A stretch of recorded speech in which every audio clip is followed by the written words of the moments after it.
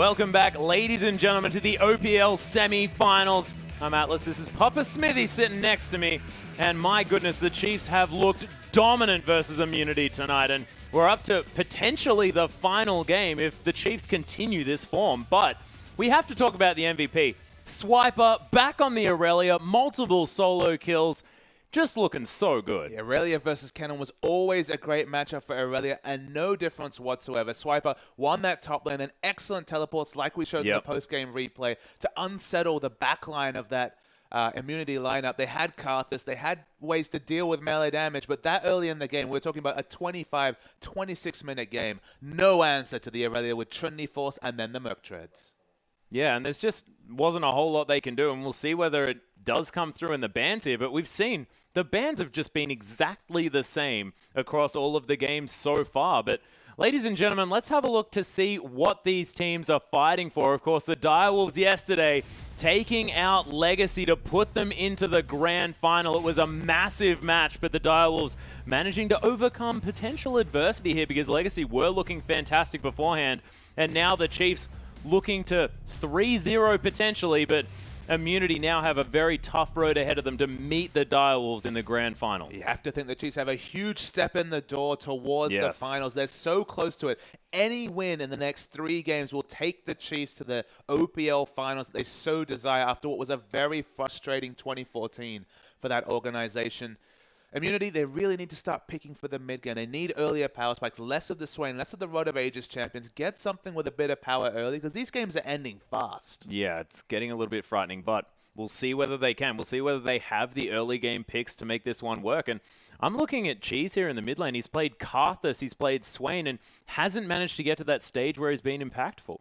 And the other person to also talk about is T-Gun. So good, and this is something that you would not have said preseason. It's been the Morgana and Janna show for him during the OPL. Yeah. Consistently, Chiefs have been banning away Morgana and snapping up Janna whenever it's available. I feel like now that you're back on the blue side, you need to get one of those supports to really empower T-Gun because we haven't talked about T-Gun's role at all today. He's been completely neutralized. Yeah, in the first game, T-Gun managed to come round to that mid lane and get some pressure onto Swiffer and that's early. The last time we benched his name. And look, the reason Immunity managed to beat the Direwolves earlier on was because T-Gun was omnipresent in almost every lane for the entirety of the game. Yeah, I haven't even been able to track his buys, but it hasn't certainly been boots of mobility into global pressure. And Morgana and Janna, those have been his tools. Yeah. We'll wait to see if they come through the picks and bans. But at the moment, looks to be very, very similar moving into this one. Rek'Sai and Sion, difficult to say, but pretty easy to ban, apparently, because it's happened every single game so far. Yeah, look, the super tank is banned away. Rek'Sai, the most global presence. I mean, Chiefs seem to be everywhere at the best of times and at the worst of times. So banning away the Rek'Sai from Immunity, probably not a bad call. And LeBlanc actually joins the ban list this time. Yeah, well, that's the same. Yep. Xerath, the same. We'll see whether we get Callista in through here as well. And Immunity, what was their final ban? Callista actually has been banned by Immunity twice. Yeah, that has been the Immunity ban. On the blue side, no less. Yeah, and the Chiefs, the Morgana ban was what came through there. But we'll see whether we are going to get a change this time around. Because, of course, you know, Immunity, they need to change something. You may as well change the bans. Maybe ban Janna. I mean, they play Callista, so they can look to first pick it. Sejuani is banned away. Look, Spooks, I believe, has played one Ryu Sejuani just doesn't game, want Zahi to play that again. You think? I don't think that's the case. That's a little bit harsh. Yeah, okay, I think that's a bit mean. I think Sejuani definitely wouldn't have been opted into. It doesn't feel like a Spooks champion. He's played it once, but he prefers the earlier presence of someone like Zac, who can be relevant at level 4. Now, the difference between Zac and Sejuani, you might say, okay, but they both don't do a lot of damage, and they're about, you know, kind of difficult to coordinate early ganks. The big difference, though, Zac can overextend for a gank, take some turret hits, and then has the passive, which, you know, for 5 minutes, the cooldown, he has to play much safer, like a Sejuani. But when that passive is available, you can be so aggressive with your engages. And look, if you pick up the kill, or specifically if you keep up the passive, you can just continue that aggression until it's down. Yeah, precisely. And now, of course, with the change up in the bans, Immunity, they have the opportunity to go for the Morgana very early on here. This time. So they've got a bevy of options. The Janna also available for T-Gun, which is, man, I have no... Take Callista. That's what I think you need to do. T-Gun's Janna, though. I just don't understand Morgana why I'm talking about that as being a and Janna priority. are both available, Atlas. You'll get one of them. True. Take the Callista. Well, we'll see whether Immunity are going to go for it. Of course, you did mention the fact that Uberbro has had fantastic performances on that champion thus far, and it is going to be hovered and locked in by Ryu, and they've listened to you, Papa Smithy. They're going to go for it. Oh my giddy aunt. Hasn't been locked in yet, but Swiper has been waiting all season. One of those players who you have to think has a contract with his organization that says one Tryndamere game a season. One. And look, you're 2-0 up. I don't know if you take the risk. I think you want the 3-0 when you want to hide as many strategies as you want. Maybe they do have an amazing Tryndamere comp, but this is not the time you show it. Well, the thing that the Chiefs have been discussing as well is sort of changing up their playstyle, making things a little bit different, maybe having Swiper not on the mega tanks. Look, it's just heard it in the wind, Papa Smithy. It has been drifting on by with the leaves, but I'm not entirely sure whether this one is going to happen. Swiper just likes to have his mouse over that champion, and when there's other high priorities there to be picked up in Lucian Janna, that might be what the Chiefs go for. And Radier, let's talk about Radier's Lucian here for a moment. He played that champion so many times last season. As every AD carried it. Yeah, but he sat there in solo queue before Uni started and just decimated people on that champion forever.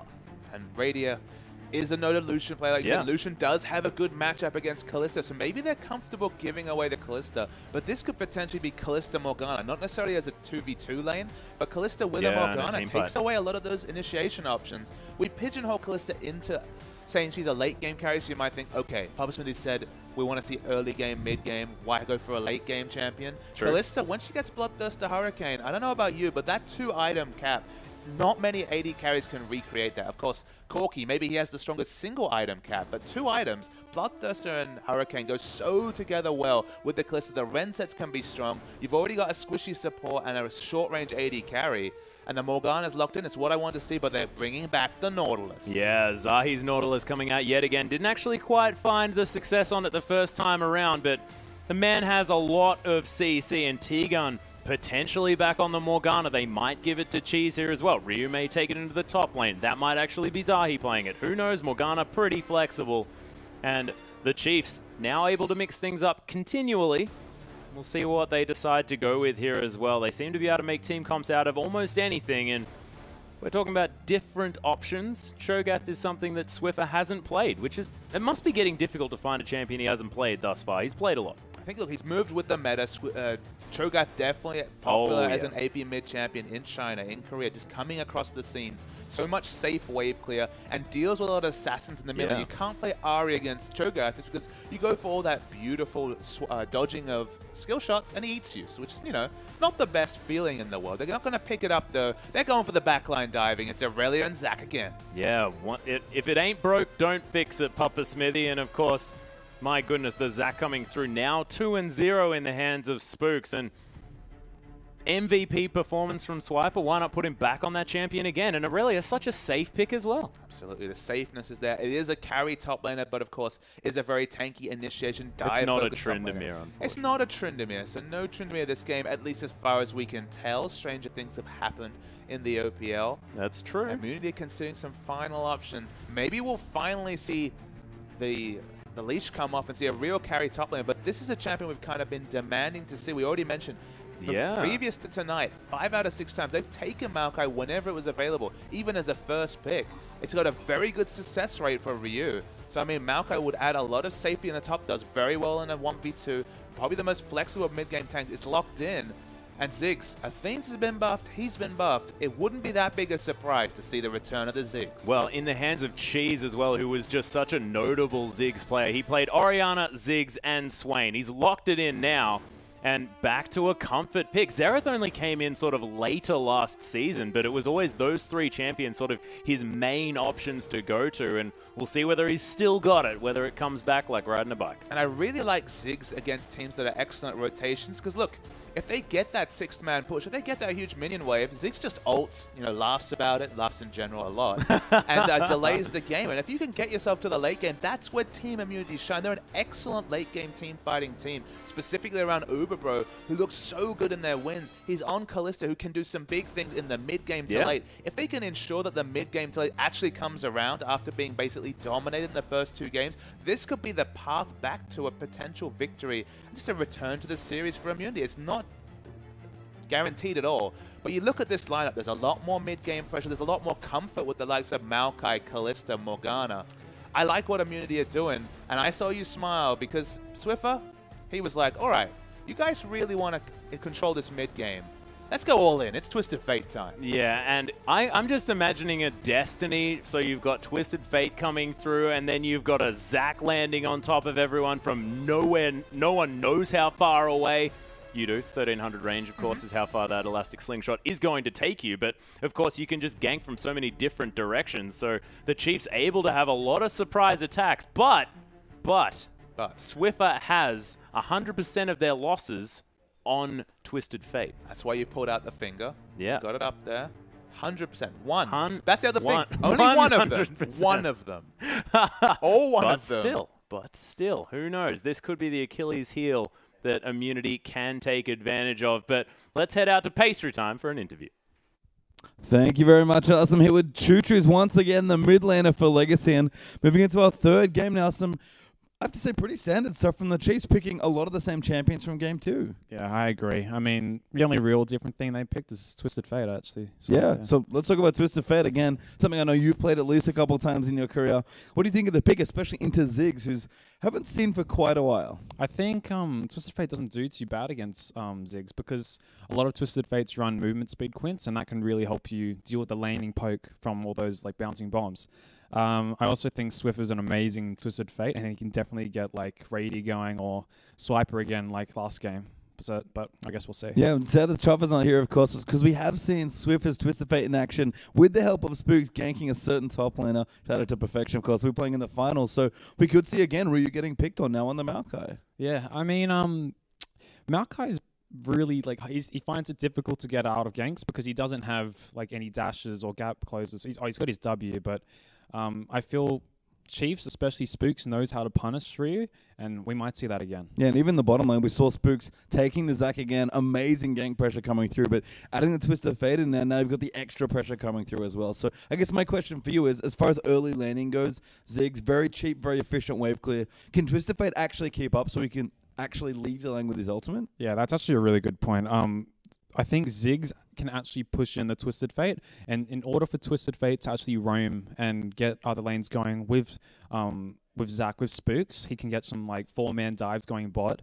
If Cheese can just constantly push in this Twisted Fate and not allow Swiffer room to actually roam, I think that can really help his teammates. Yeah, is it something that, I mean, have you played the matchup before? Do you feel like that's something Ziggs can do to Twisted Fate, or is he just going to keep wildcarding and I haven't played it in a while? I haven't done it in a while, man, but I definitely think, I know Cheese is a good Ziggs, and I know Swift is a really good TF, so really, if Cheese can constantly keep this Twisted Fate under pressure, I think he can help his teammates and not allow this Twisted Fate to get these other lanes roaming. Cool, and maybe the other lane that we have to look at is the bottom lane now. Kalista finally coming through for Immunity, not banned this time around. The first pick in the draft here, going to Uberbro. Great Kalista player, but that's the other lane Swiffer can maybe look at. Do they have the tools to deal with this Kalista, do you think?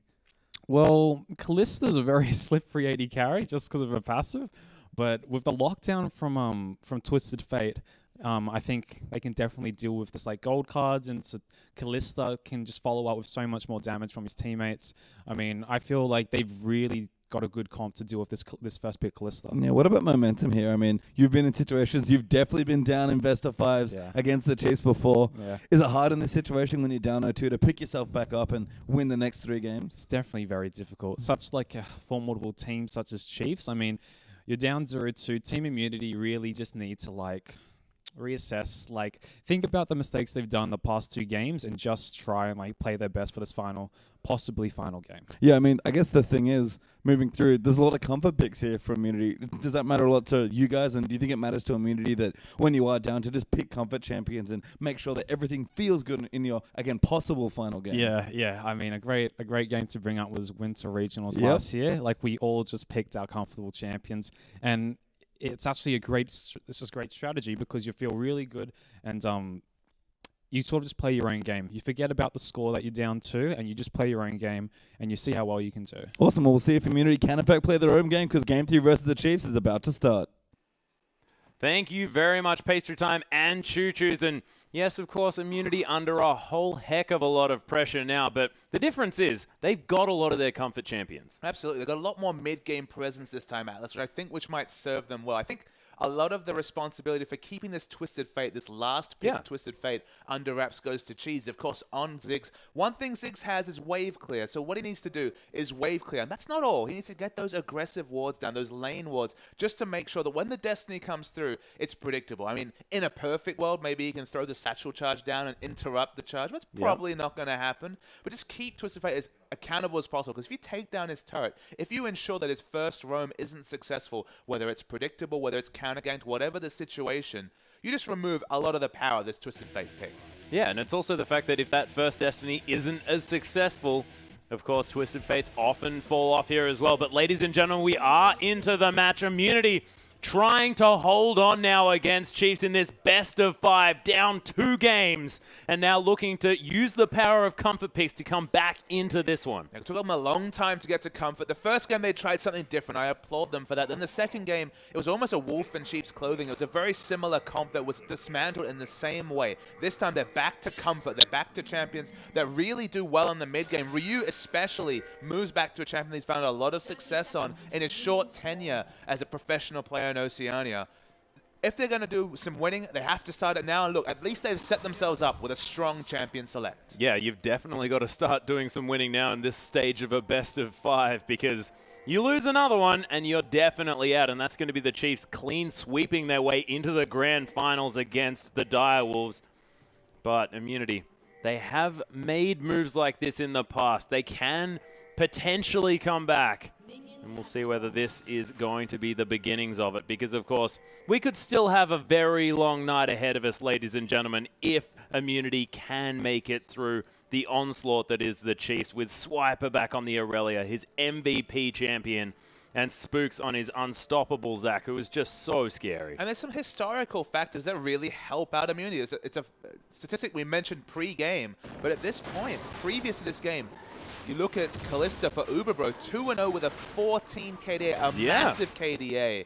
You know, much higher than his season KDA of around 6, which shows that he's very comfortable with this champion. Has an early power spike with the Bloodthirster into the Hurricane. So hopefully around 20 minutes. And T-Gun, he's on more gun. And you can see he's very comfortable on this. Yeah, actually has taken the Dark Binding. Lands it here as well as the Bouncing Bomb comes through. The exhaust is down. But Spooks and Swiper, T-Gun forced to flash out of the way. The buddy system in the jungle comes around. And Rosie's here as well. And I thought that was definitely first blood, but not this time. The Chiefs' collapse is too good. And look, they were jungling on the top side of the jungle, came at a very fortunate time, and now they're doing some counter jungling of their own. It's funny how an excellent situation for Immunity actually works out pretty damn well for the Chiefs. Yeah, they managed to take away those Raptors. They got a decent leash for it as well, and Spooks now looking to try and land onto T-Gun. There's the Elastic Slingshot, and there's the Blade Surge as well. Rosie comes through. Beautiful Howling Gale, and picks himself up a well-deserved first blood. Wow, I did not expect, and that's what you get from, of course, having a Zac. You can gank from some unpredictable directions. Chiefs, they turn it on in style, and that's already an advantage for them in this third game. Yeah, and the 3-man room coming up here as well. They might actually find someone here in this brush. As Swiper's getting taken down very low. Elastic Slingshot yet again. Zahi gonna have to flash. No flashes to follow this time from the Chiefs, but not quite able to get off that gank brush or Immunity. I mean, remember, that was a level 1 Maokai in the brush. They were hoping for one person. They were hoping for the Chiefs to finally, at 3.5 minutes into the game, separate from each other. But this 4-man group, no, they're now inseparable. 3-man group.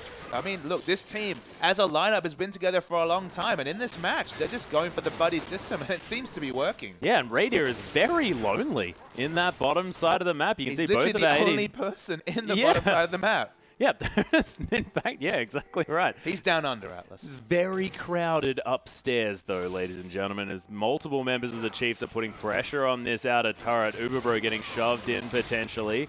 T-Gun waiting on the offside, wants to try and land a Dark Binding as Uberbro's trying to get some cheeky auto attacks in. Does land it onto Spooks here, not quite in turret range. Does get stunned up by Zahi as well, as the Black Shield is there, but he can't tank up these minions at level 2. Actually level 3 now, of course. A lot of these creeps are going to now die.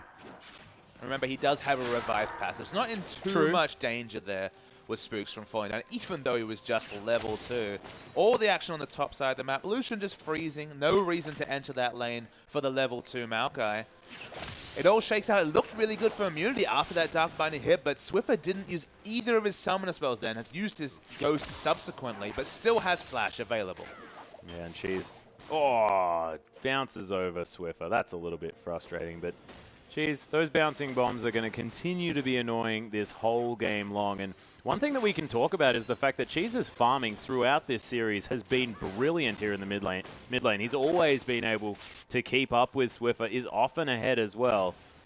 So we'll see whether he can continue on now, the sort of quintessential wave clear champion. And that's why I mentioned Cheese being the one that has to keep Swiffer accountable. He's the best one because he's the one who hasn't shown any drop in performance this series. He's played great. His Swain got going. It just, unfortunately, his team made some missed rotations and eventually lost in the second game. The Carthus can only do so much in the early game. He needed his team to hold it out to the late game, and it just didn't happen. In this third game, pushing in Twisted Fate as the champion should. So just doing his absolute best to keep Immunity in this series. They need to win this game. They've got the comfort. It was looking good at the start. It's definitely not a massive lead for the Chiefs, but they're doing well. Yeah, and now Ryu trying to push this wave towards the turret, but it's not going to get there as Rosie throws a cheeky auto attack, and Arcane Smash going to try and do some work to shove this one through. Radiant taking a bit of damage from that one as Spook's going to start off this blue buff for Swiffer. T-Gun's waiting in the wings down on that bottom side. Swiffer not quite level 6 just yet, going to get donated that blue.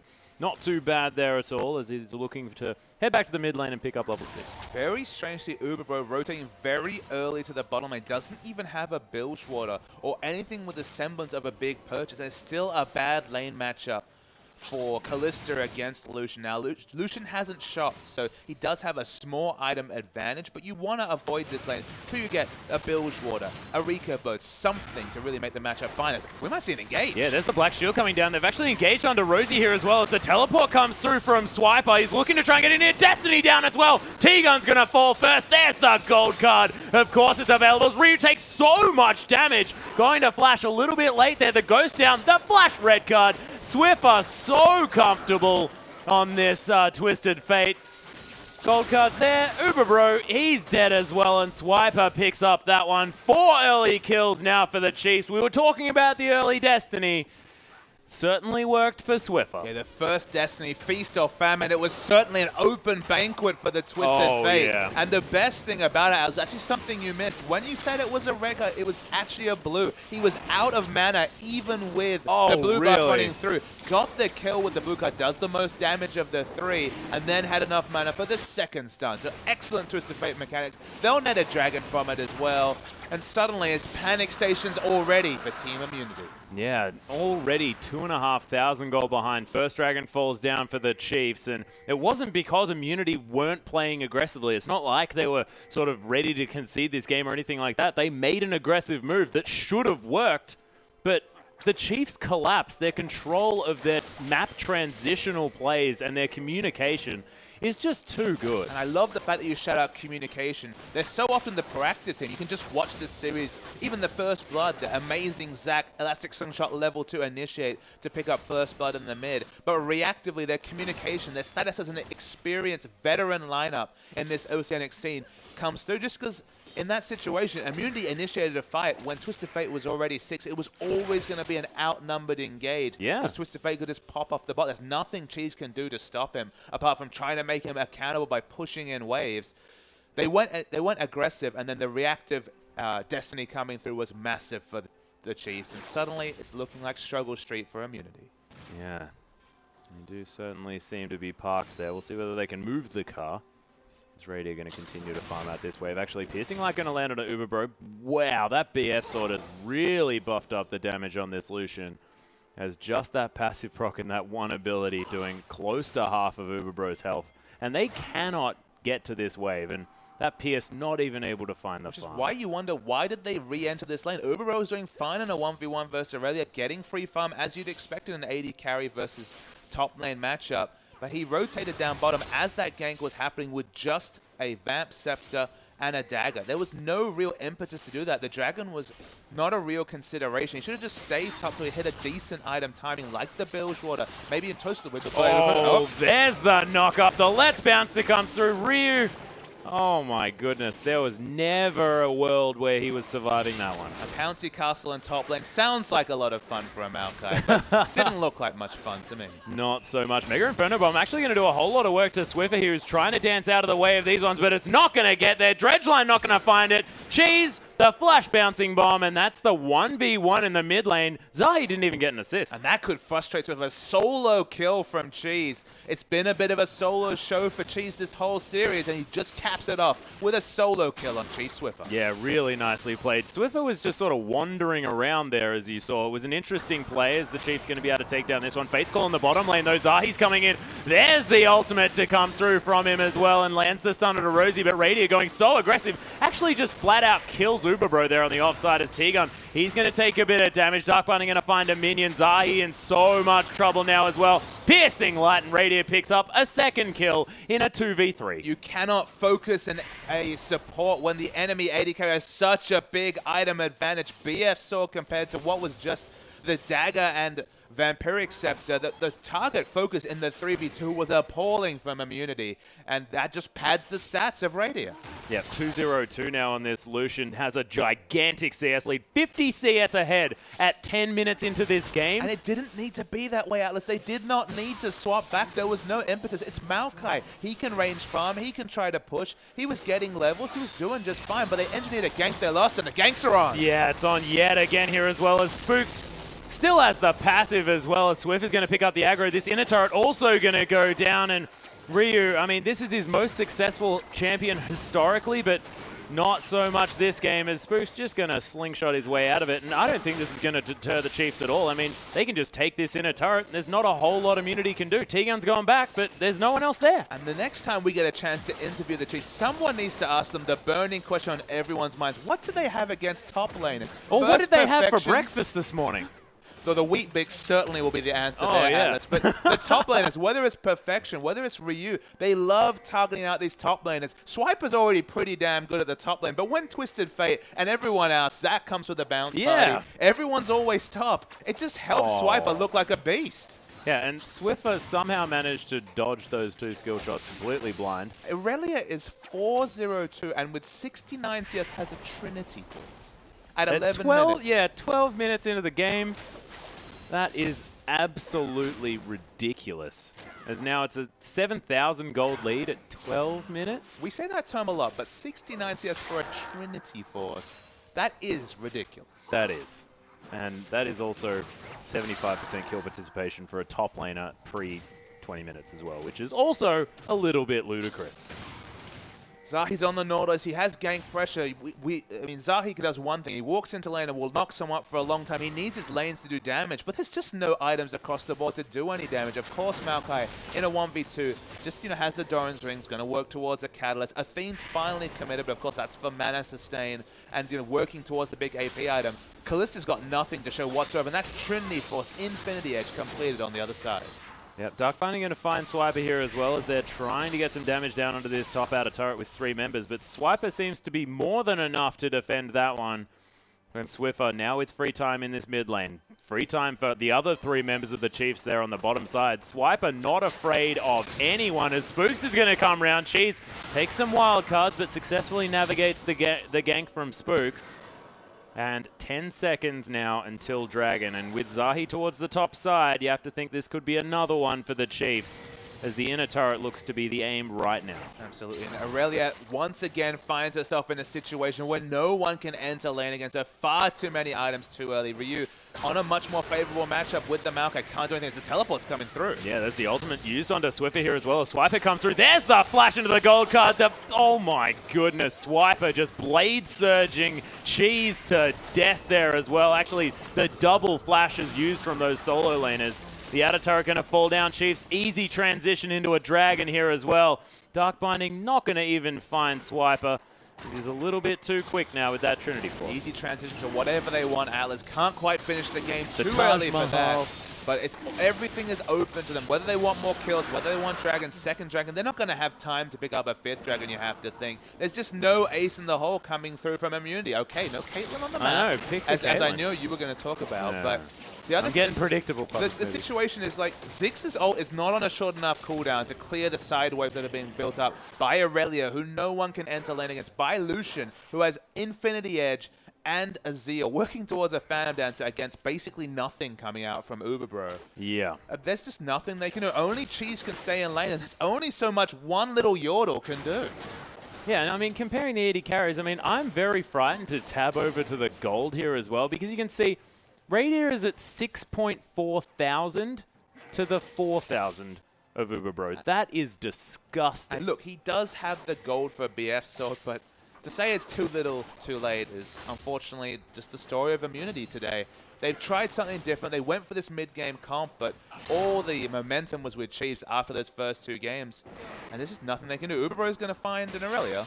Yeah, and look at that Sheen proc. That is outstanding damage as the Destiny comes through as well. Uberbro doesn't quite manage the pierce over the edge. And the Blade Surge just going to be another reset for Swiper. And look, he needs farm. He needs to keep pushing these waves. You can't blame him for being in that situation just outside his inner turret because he needs it. Yeah, there's the Let's Bounce actually popped immediately as T-Gun now going to have to deal with Spooks as well. Rosie gets the slowdown. Swiffer's here. Wildcards picks up the support as Cheese and Zahi now have to try and defend this mid lane, but it's at the moment Chiefs just taking whatever they want. And Control Mage is coming back into the meta. You might think was a nerf to Swiffer with his love for the LeBlanc. So many MVPs on that champion so far during the OPL, but he plays the Control Mages like Twisted Fate pretty good. And who's good in this meta but Twisted Fate and Orianna? And they both looked wonderful today in the semifinal. Yeah, Swiffer has certainly looked like he's had a great series as far as being comfortable on his champions, and we know that he's more than happy to do some interesting things on the Twisted Fate. As Radier, he's finally going to potentially fall down. Rosie actually able to save his life here just for the moment, trying to turn it around. There's the culling run to the face of Radier. Radier turns it. No idea how he survived, and it might have something to do with having a bajillion items. Another shield to come through from Rosie. Zahi, taking so much damage.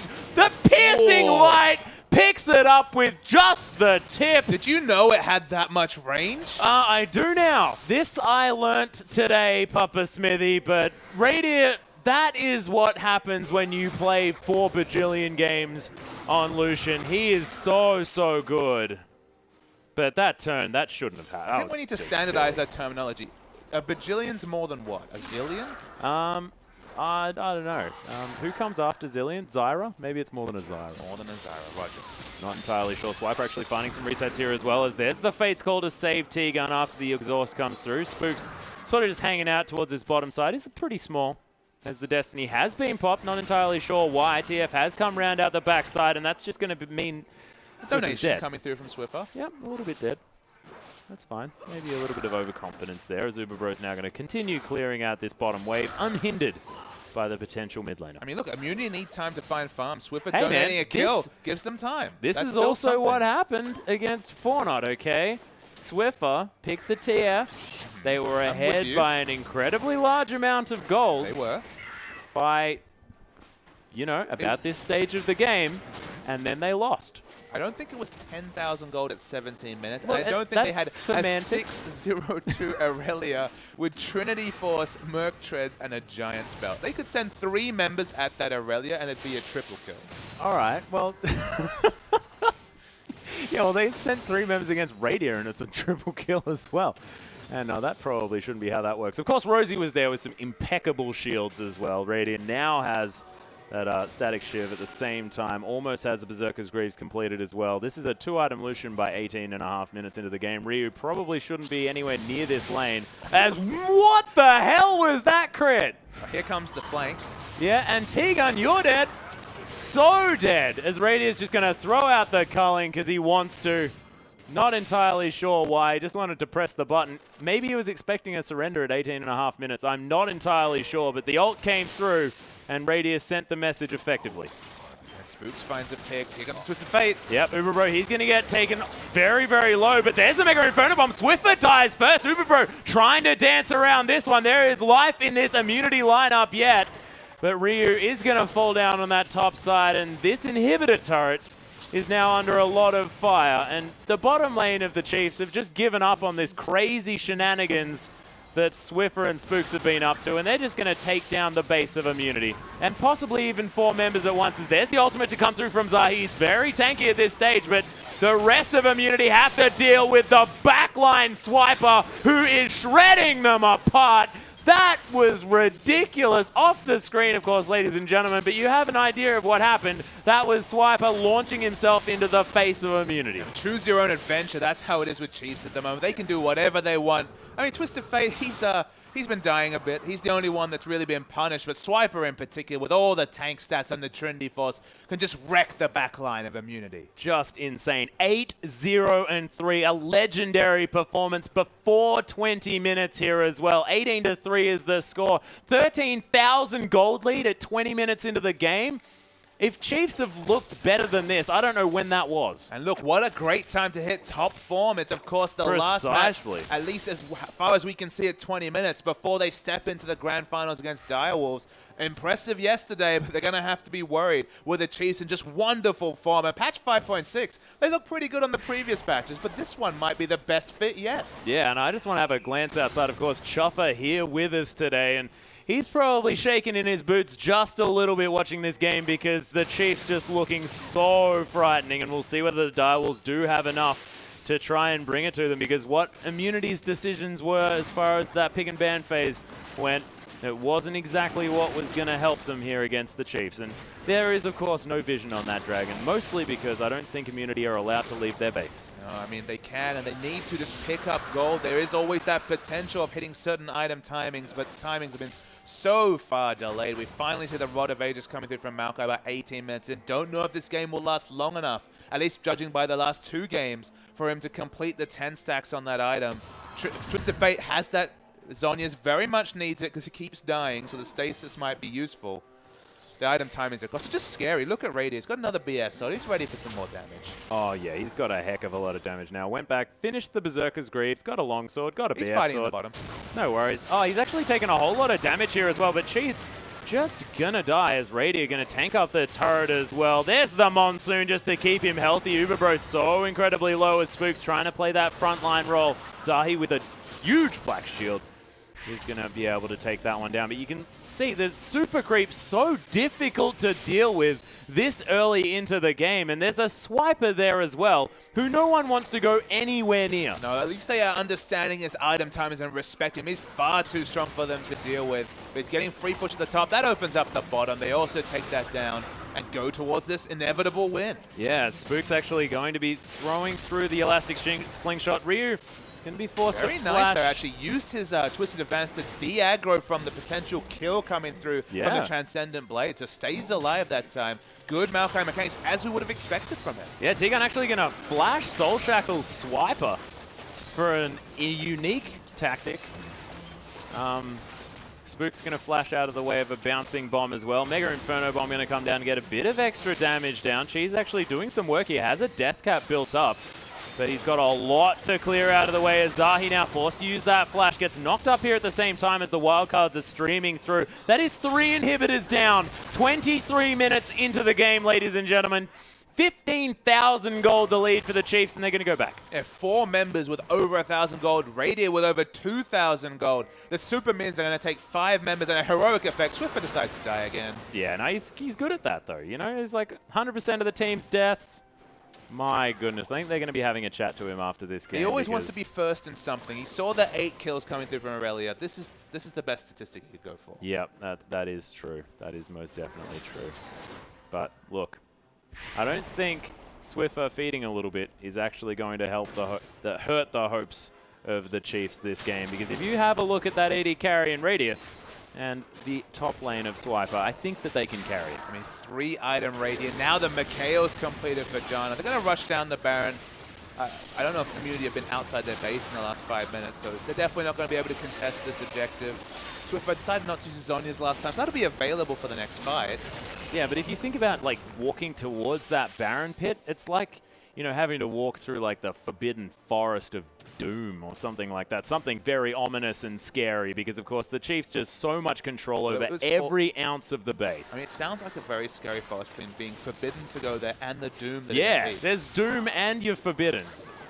It's just ridiculous. But there are multiple super creeps heading towards the base. A Baron buff here as well. Immunity trying to go for a last stand. The last bounce comes through. Destiny comes in. Swiffer almost dies instantly. Ryu's gonna fall as Radier becomes legendary. Swiffer somehow not dead as T-Gun's gonna fall to him. And Uber Bro, Radier just with so much damage. But the Nexus gets pulverized by the super creeps. And man, the Chiefs looking so good. And the scary thing, Atlas, it was a fairly one-sided first game. What scary thing? There were There's a couple of 1,000 moments. scary things. There were a couple of moments in the first game where you thought Immunity might get back into it.